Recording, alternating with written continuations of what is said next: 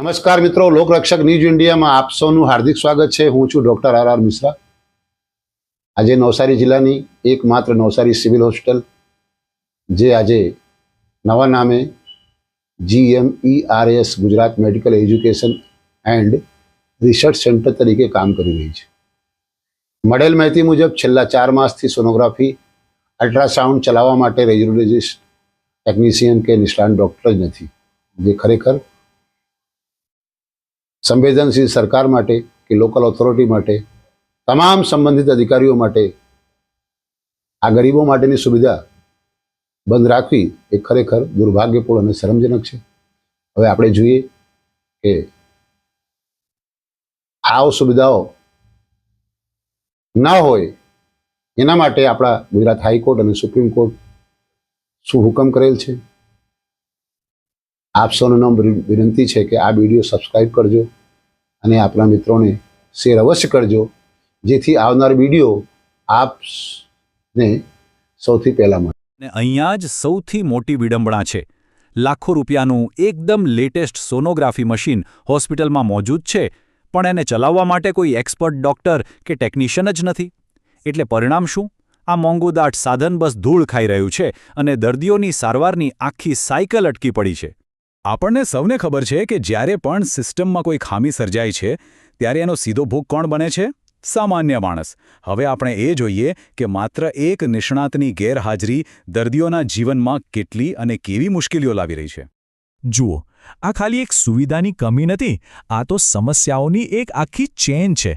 નિદાનમાં મોડું થાય એટલે બીમારી વધી શકે, ગર્ભવતી મહિલાઓ અને એમના આવનારા બાળકના સ્વાસ્થ્ય પર ગંભીર જોખમ ઊભો થાય, અરે પેટમાં દુખાવા જેવી ઇમરજન્સીમાં પણ તરત ખબર ના પડે કે શું થયું છે, અને આ બધાની ઉપર લોકોનો સરકારી હેલ્થ સિસ્ટમ પરથી વિશ્વાસ ઉઠી જાય એ તો અલગ। આ પરિસ્થિતિનો સીધો મતલબ એ છે કે સરકારી હોસ્પિટલમાંથી નિરાશ થયેલા દર્દીઓ પાસે ખાનગી લેબ કે હોસ્પિટલમાં જવા સિવાય બીજો કોઈ રસ્તો જ નથી, અને આ વિકલ્પ ખાસ કરીને ગરીબ અને મધ્યમ વર્ગના પરિવારો માટે આર્થિક રીતે કેટલું મુશ્કેલ છે એ આપણે બધા સમજી શકીએ છીએ। આપણે દર્દીઓની તકલીફની વાત તો કરી, પણ શું આ માત્ર એક વહીવટી બેદરકારી છે કે પછી કાયદાકીય રીતે પણ સરકારની કોઈ જવાબદારી બને છે? ચાલો હવે આ મુદ્દાના કાનૂની પાસાને જરા તપાસીએ। હવે આપણે સમજીશું કે નાગરિકોને આરોગ્ય સેવાઓ પૂરી પાડવી એ સરકારની કોઈ મહેરબાની નથી, પણ એ એની બંધારણીય અને કાયદાકીય ફરજ છે। આપણા ભારતીય બંધારણનો આર્ટિકલ 21 દરેક નાગરિકને જીવનનો અધિકાર આપે છે, અને સુપ્રીમ કોર્ટે વારંવાર સ્પષ્ટ કર્યું છે કે જીવનના અધિકારનો મતલબ માત્ર શ્વાસ લેવો એટલો જ નથી, પણ સ્વસ્થ અને ગરિમાપૂર્ણ જીવન જીવવાનો અધિકાર પણ છે, અને એમાં સમયસર મેડિકલ સારવાર મેળવવાનો હક પણ સામેલ છે। આ વાત બરાબર સમજવા જેવી છે।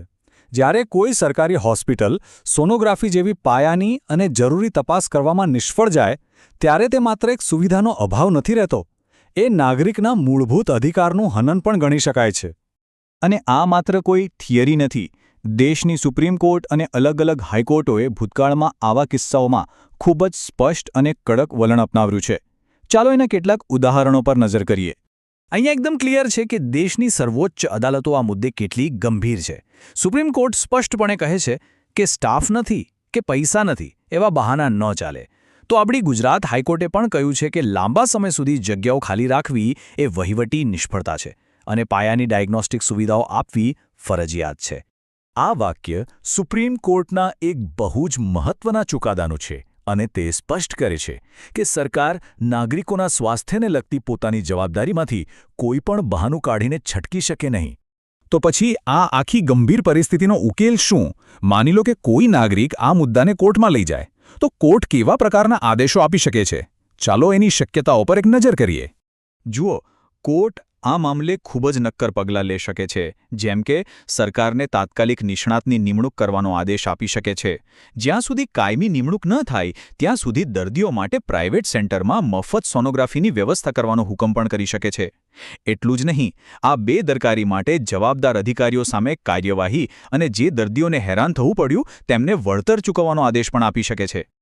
આ સમગ્ર ચર્ચા પરથી એક વાત તો સ્પષ્ટ થઈ જાય છે, નવસારી સિવિલ હોસ્પિટલનો આ કિસ્સો માત્ર એક સ્થાનિક વહીવટી ભૂલ નથી, પરંતુ એ નાગરિકોના મૂળભૂત અધિકારો અને સરકારની કાયદાકીય ફરજોના પાલનની એક ગંભીર નિષ્ફળતા છે।